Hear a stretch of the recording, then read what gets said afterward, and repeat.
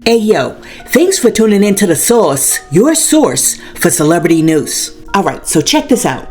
About 2 weeks ago, actor Kofi Siriboe, the one that played Seth on the show Harlem with Megan Good, and who also played the role of Ralph Angel Brought Alone on the television show Queen Sugar, revealed that when it comes to relationships, he practices ethical non-monogamy. Let's be clear, not regular non-monogamy, but ethical non-monogamy.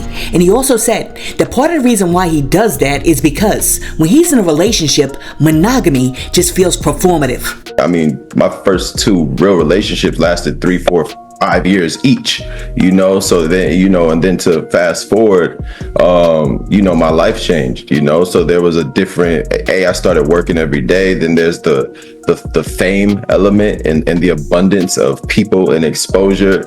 And, I've just had different shifts and different seasons where it seems like sometimes monogamy feels like role playing, and it sometimes feels restrictive.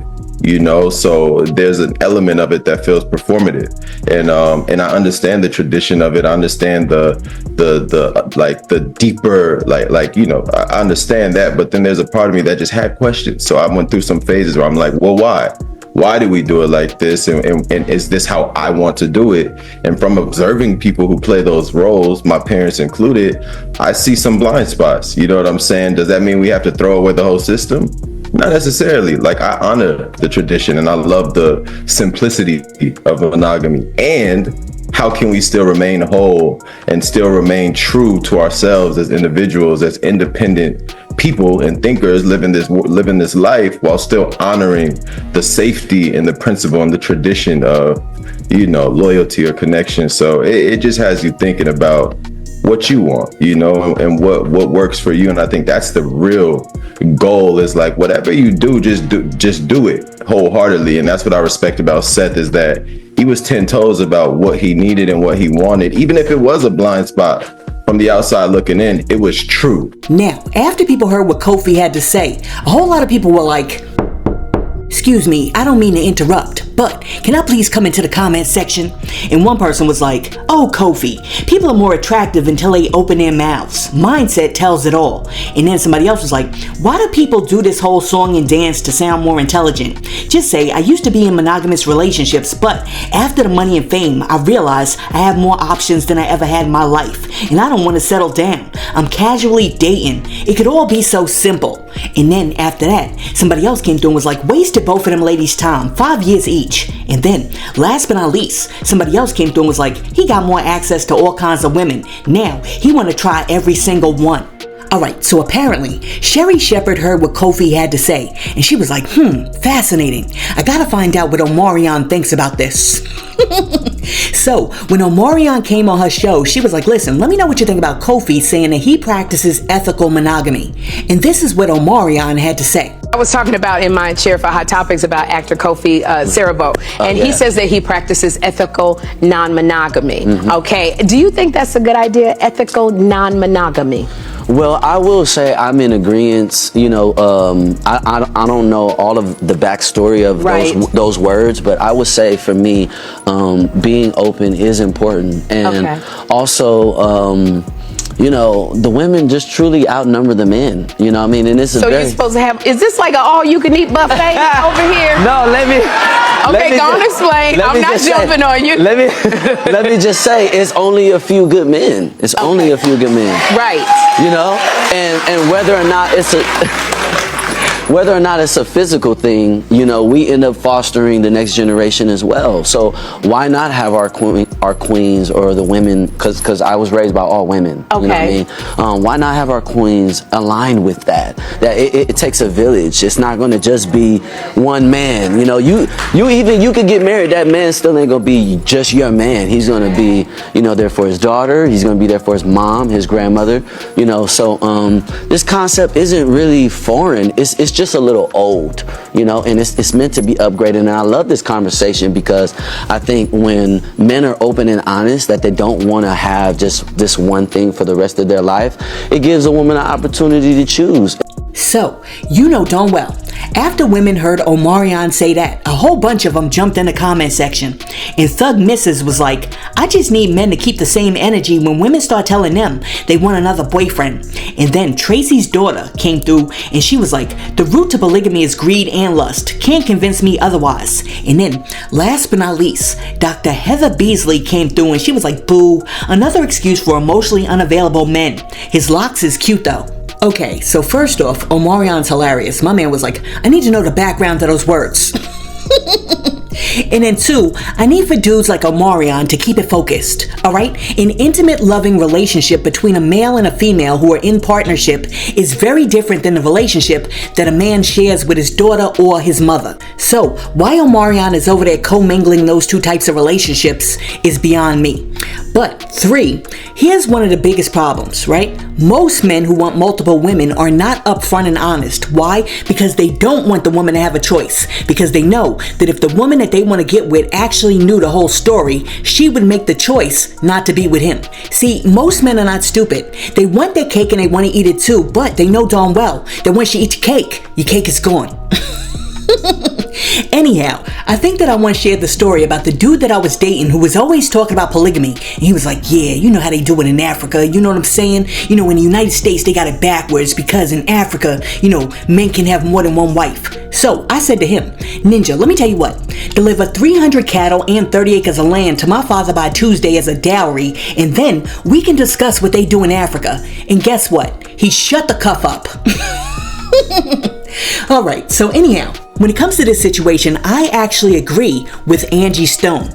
Check out what Angie Stone had to say when she was talking to Cam Newton about the concepts of polygamy and monogamy. So if a man wants 2 wives or 3 wives, if you can live with that and they can live with that, Right. who am I to judge you? I ain't got a nickel in that dime. And that's the way I look at life. I'm not gonna judge anybody. So if, in fact, you got 45 women, that's okay. You just couldn't have me. Right. And the reason I say that is because I don't like sharing. And it has to be to each his own. Right. I'm not saying it's right or it's wrong, but I know me. So in order for me to live gracefully, I don't want to be in the spirit of jealousy. Right. So don't place me there, and then I don't have to earn that stripe. Man, listen, Angie, you put that so. But I just also want to say, listen, I don't believe in polygamy. I don't believe in those things. It don't speak to me. Okay. But I must. You're right. This is a candid conversation that we got to talk about it. You're absolutely right, because there's a lot of people that believe they can have more than one wife. Correct. I was with somebody that believed in that, and I'm like, hey, do you? Do you, boo? Because guess what? You can't have me. I'm precious in every way. I love me so much that I'm not gonna spoil these goods. So if you're gonna, tap dance in that hot oil or that fish grease, because that's what that is to me. You can't touch this holy oil over here. And the way I see it is because I choose to live a clean life. Right. My girl said, if you gonna be over there dabbling in that fish grease, you can't come over here to this holy oil.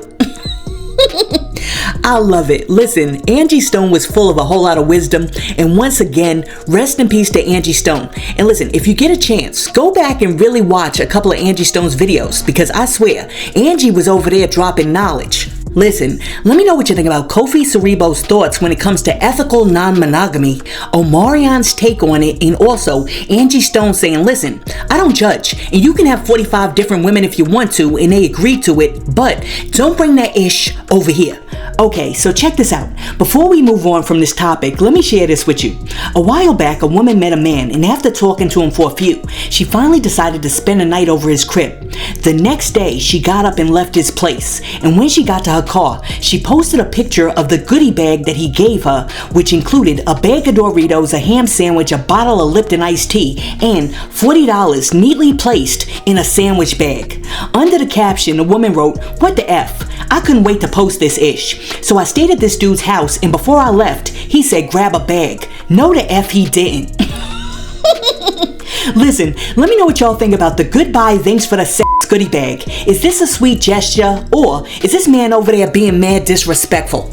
Alright, so after people saw the goodie bag online, a whole bunch of people chimed in, and one person was like, hey man, this is mighty damn generous, and then somebody else was like, she coming back for that bag alone, and then after that, somebody else was like, child, this is a win. They should go home happy and give him a 5-star rating on Google. But wait, there's more. Somebody else came through and was like, laughing my A off. How many send-offs happen during a week? And then somebody else added, if a girl gave me this before I left, I would be snacking on it as I walked to the car, floating. And then, last but not least, somebody else came through and they were like, I'd feel conflicted. I'd feel cheap and grateful at the same time. Listen, as I'm looking at this, I'm torn because I'm like, if I stay at a dude's house and he's nice enough to make me a goodie bag to go home, meaning he got up in the middle of the night and made me a goodie bag to go along with the breakfast that he just cooked me, then I would think that was sweet. But, you know, the pre-manufactured bags for any chick who's at the crib is like crazy. And then you got the nerve not to give me the good bread? I mean, Ninja, give me some Wonder Bread or give me that Italian bread, but don't give me the 99-cent store bread in the kiddie setup like I'm going on a field trip on a yellow bus. I mean, real talk, that's the same exact setup that my mother gave me when I was going to the planetarium in the 3rd grade. Additionally, unless we had a conversation in which I said to you that I'm gonna need $40 to catch a cab back home, please do not put 2 20s in a sandwich bag when you're sending me home, because to me, that comes off as if you're trying to pay me for my services. Listen, let me know down below, what do you think about the goodbye goodie bag? Is that a sweet gesture or is that simply cuffed up? And to all of my ladies out there, if a dude gave you the goodbye goodie bag, are you going back to spend a night at his house? Let me know in the comments. Alright, so check this out. The other day, Megan Thee Stallion was walking the red carpet and she stopped to do an interview with 2 white female interviewers. And while they were talking to her, they were like, Megan, oh my goodness, we love your music. And one of the interviewers turned around and was like, yeah, because every time I listen to your songs, I get amped up because it makes me want to fight. You give so much confidence to women everywhere. What do you do when you're not feeling confident? I start my day with you. And only you. Oh my god, wait, I'm gonna cry. No, don't cry. No, We're I'm lying. crying. No, you're laughing. No, I know. No, your music has literally like made me want. When I want to fight someone, I listen to your music. Tearing up? No, I'm tearing up. You want to throw that fighting shit out the window and you want to get cute and be a bad bitch. When people are talking shit, I go turn on Megan Thee Stallion. I look beautiful. I look so great. Wait, no, you look so good. When you're, wait, I know, because I watched your documentary. You've been through so many dark things. Yeah. How do you get yourself up and inspire people? I've never seen her this passionate. I just look in the mirror and I'm be like, damn, you that girl. Yeah. Right? Yeah, you are that girl. So go outside and act like you that girl. No, we love And being then that's how I outside and tackle my acting like day. that. I'm crying. Meg would be the one to make me cry. I'm gonna take my pictures. True, don't cry. I'm gonna cry. Do you cry a lot? I do cry. I'm a crier. I love that. What's your sign? I'm an Aquarius. Oh. I don't cry about much. When I cry, Okay, so after people witnessed that very weird interaction between Megan Thee Stallion and the 2 co-hosts, a whole bunch of people had something to say. And one person was like, talking over her, unable to keep their composure, calling her violent when she never raps about violence, and is actually a victim of violence.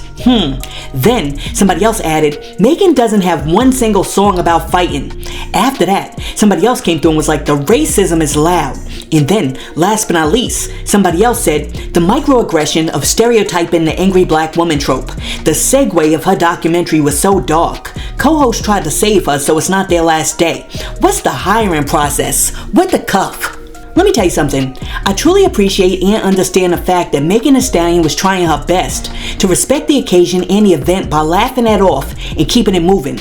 But if I was in her 6-inch stilettos, I would have checked that chick right then and there in front of the TV cameras for the whole world to see. Now, I wouldn't have done it nastily, but I would have been like, I don't know whose music you've been listening to, but my music doesn't advocate nor provoke people of violence. So if that's what you're getting from it, you might want to go get yourself checked out by a psychologist, hun. Then I would have walked off, because sometimes you have to shut down some of these microaggressions right then and there and on the spot. Listen, let me know down below, what do you think about the one co-host trying to make it seem like Megan Thee Stallion's over there making fight music? And since we're talking about red carpets and fighting, let me tell you this. Recently, somebody was talking to Chris Rock and they asked him whether or not he would host the Oscars again. And Chris Rock said, you never know. This is what I would say. The most miserable people on earth are people that can't forgive.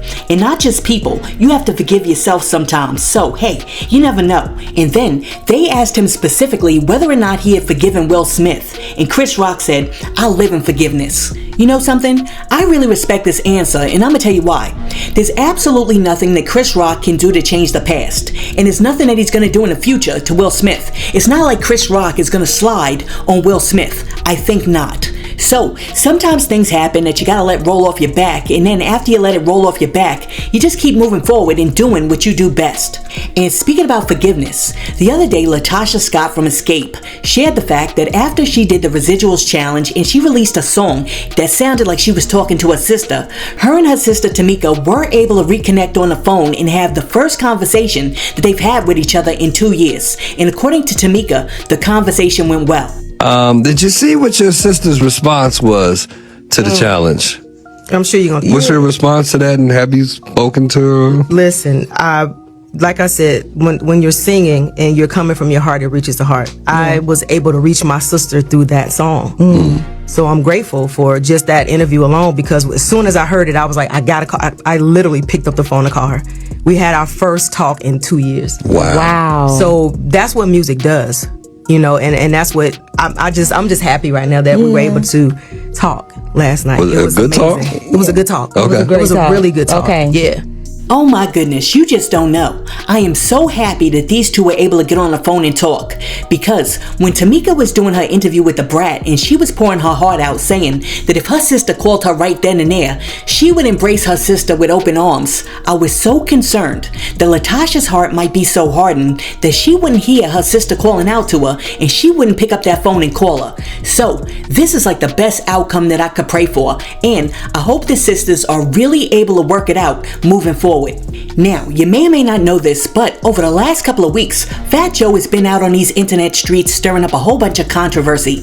And yes, Fat Joe has done it again. Because the other day while he was doing a speaking gig, Fat Joe said that nowadays there's no such thing as the middle class. You're either rich or you're poor, but there are no in-betweens.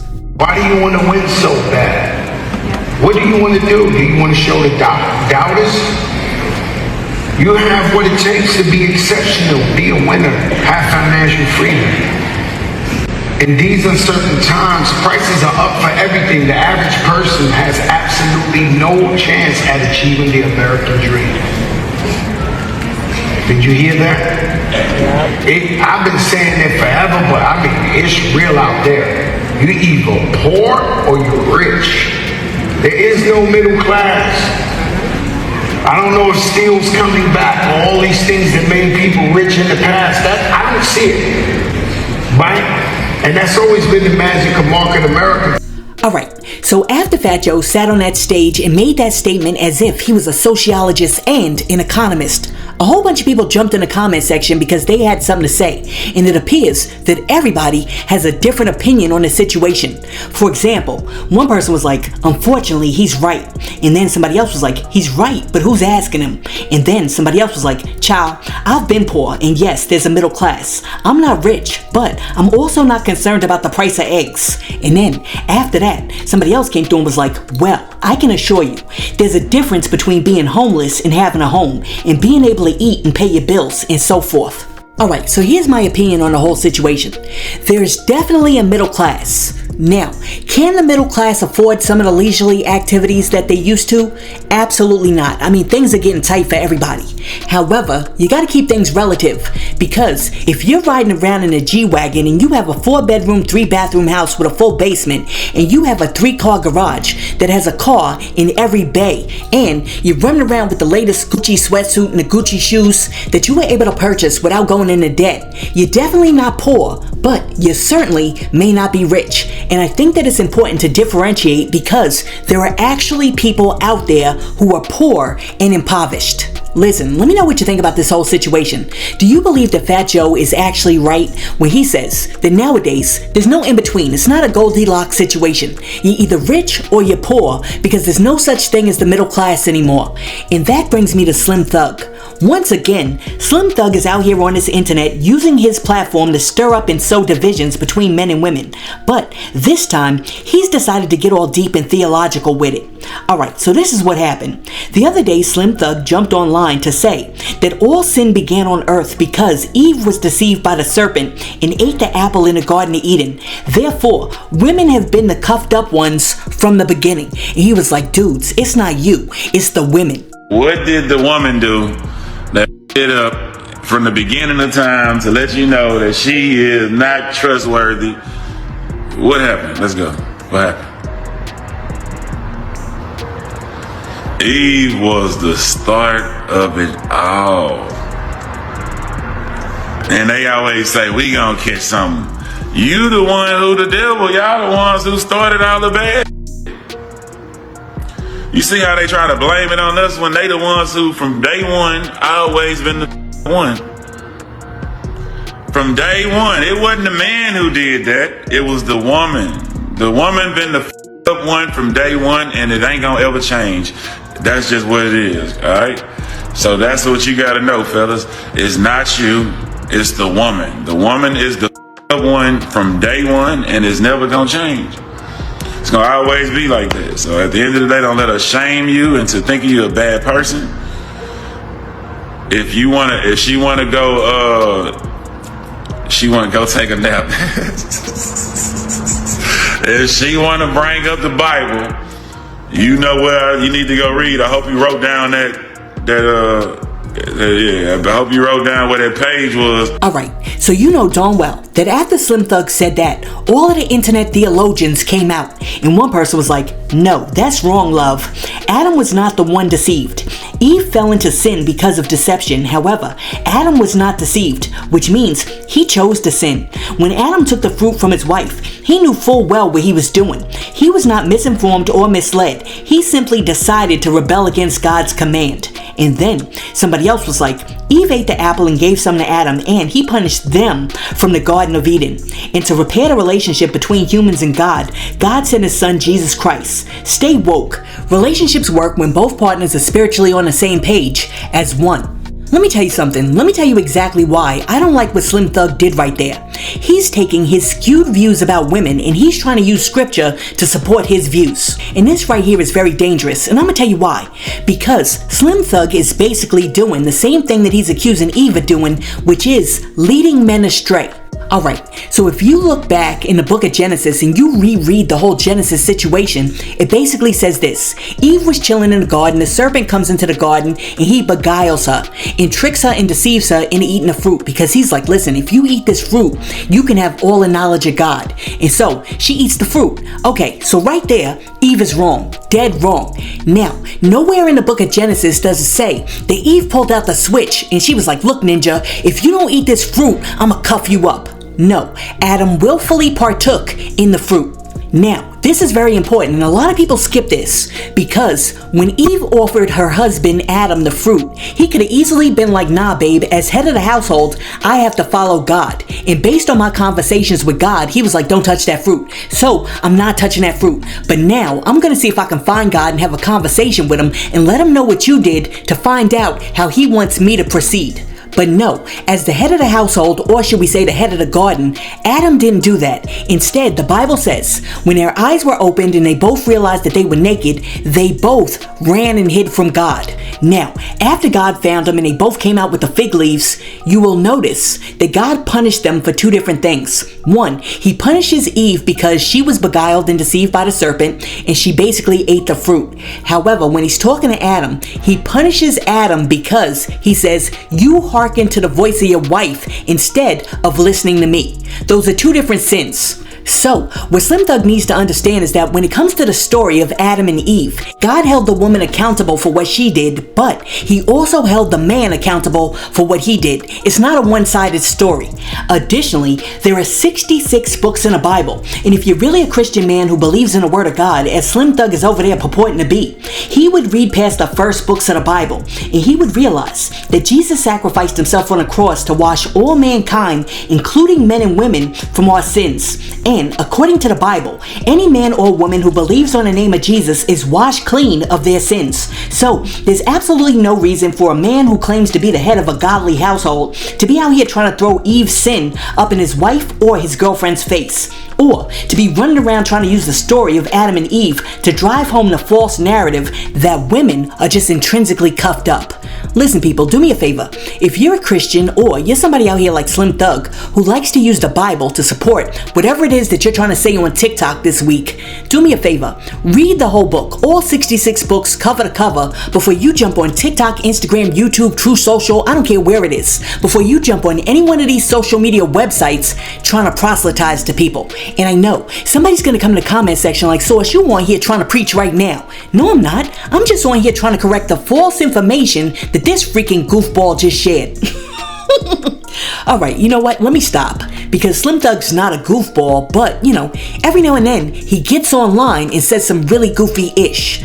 Anyhow, somebody else who's not in the mood for any goofy-ish is Offset. Because after he saw that Ben Shapiro made a post in which he was trying to drive traffic to a website called PardonDerek.com in an effort to garner support to get Derek Chauvin, the police officer who murked George Floyd in the middle of the street, a pardon, and then he saw that Elon Musk jumped on Twitter and liked Ben Shapiro's post and wrote something to think about, Offset was not feeling it. So he jumped in the comment section to address Elon Musk directly, and Offset wrote, quote, racist biatch, playing in black folks' faces, driving a Ferrari, not a Tesla. Look, Offset better be careful, because I don't know whether or not you noticed this or not, but there's no such thing as freedom of tweets anymore.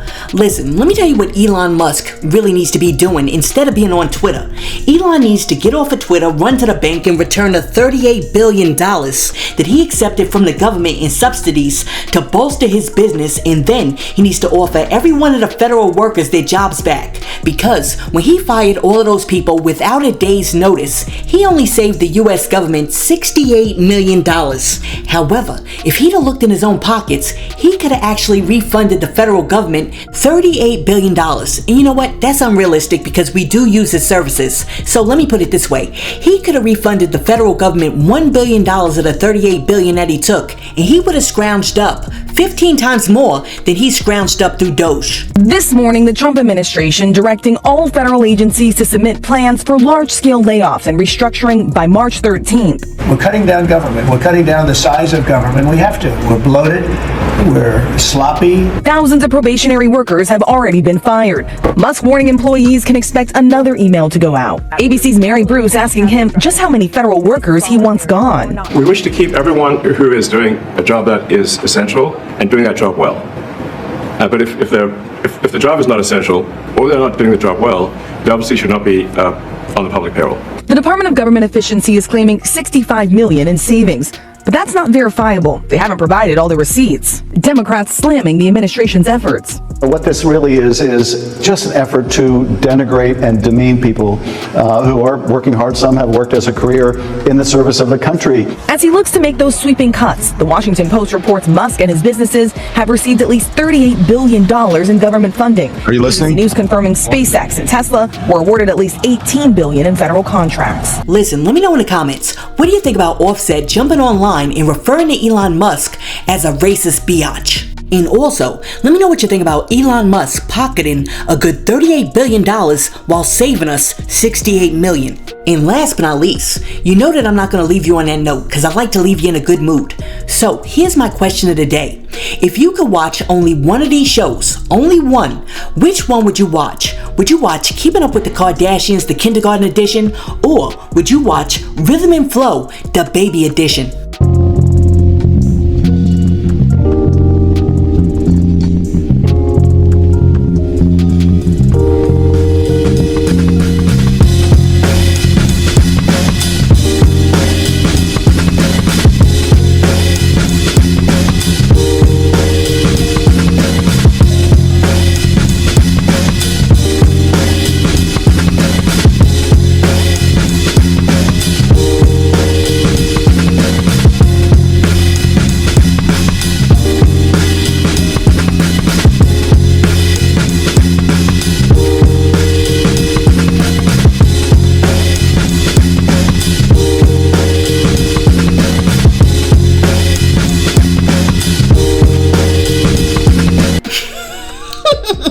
Listen, it would be a tough call, but at the end of the day, I think that I would go home, kick my feet up, and I would be watching Rhythm and Flow, the baby edition. What about you? Which one of those shows are you going to be over there binge watching? Listen, let me know what you think about everything that we discussed today. And while you're down there leaving a comment, be sure to like and subscribe to the channel and share this video with your friends. Hey yo, thanks for tuning in to The Source, your source for celebrity news. Peace.